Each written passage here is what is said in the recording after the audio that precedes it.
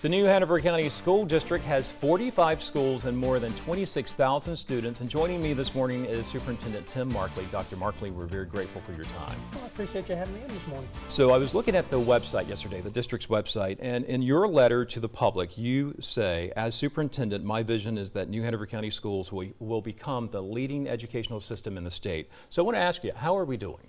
Actually, we're doing pretty well. We measure on a couple of things. Obviously, there's testing. We look at graduation rates. We look at retention rate for staff.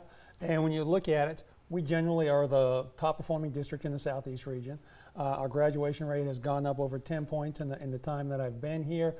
A lot of good indicators. We're attracting a lot of very talented folks. Of course, having a beach next door helps with that. But there's some great things going on in our schools. Now, yesterday we had a lot of teachers from your district, Brunswick County and also Pender County as well, and just many more from across the state who went up to Raleigh to rally for higher wages and more resources for their classrooms. What's the message, what's the reaction you're getting from teachers in your district from their participation in yesterday's rally?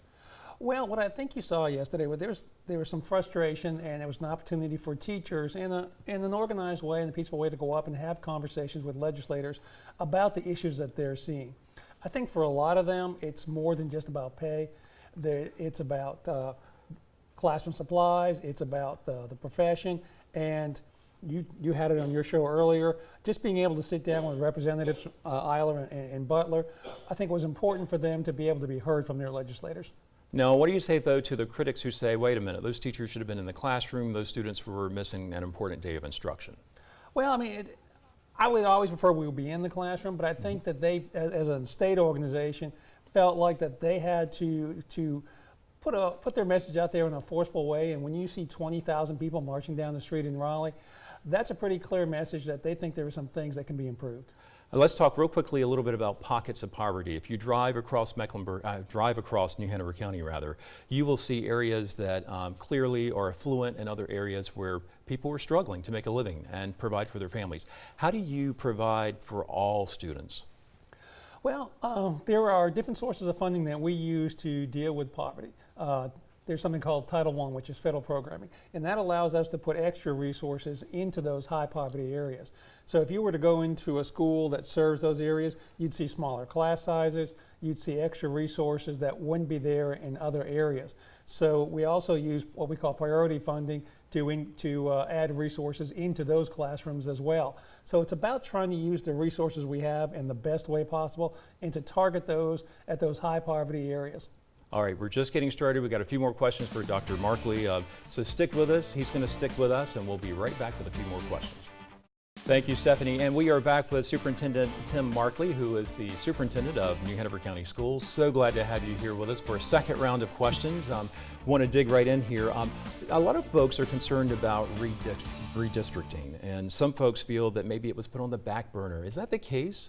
Well, the board had decided to delay implementation because what we're doing is we're looking at where the students are, we're looking at growth patterns. We've also got a new elementary school opening up at Porter that we're building, so we'll have to redistrict for elementary.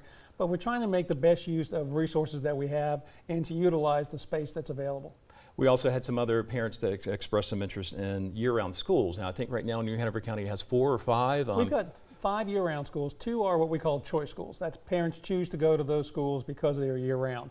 Then we have several others that are on the year-round schedule because educationally it helps with something called summer loss. So when the kid leaves in the summer, oftentimes if there's nothing to do at home, they take a sort of a step back on learning. So clearly there are benefits to a year-round school, Correct. But I think the concern many parents have is that maybe these schools might be eliminated and shifted back to a traditional school. Is that the case? Now what we do is we evaluate all of our educational programs. So we're just in the process of looking at the effectiveness of year-round schools. There's no plans to switch back, but we do want to evaluate their effectiveness. I want to talk a little bit about parental involvement. You've got some parents that are in the classroom maybe a little bit too much. I guess some teachers might say, and you've got other parents that maybe aren't as engaged. How do you strike that fair balance? Well, a parent is a child's first teacher, so they've got to be actively involved in what's going on with their children. I would love to see them, particularly in some of our high poverty schools, become more involved in what's going on. We've done some outreach to those parents. They need to know what's happening in their school. They need to know when the child comes home to continue that education, to read to them. if there's a problem at school, they need to know how to communicate with the teacher and say, what's going on and how can I help? So it's critical for those parents to be involved in the school. PTAs are a huge part of what's going on in our schools, and in today's world, that's got to be a community partnership. All right, we've got about 1 minute or a little bit less than that. What do you see as the greatest need facing New Hanover County schools today? Well, we've got a couple of issues out there. We've got growth. This is one of the fastest growing areas in the state. So we've got to make sure that we manage that growth and we use the resources that we've got. Keeping and retaining good teachers.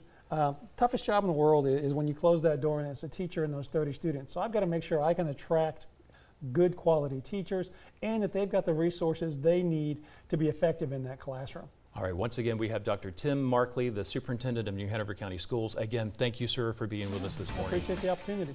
And we will be right back.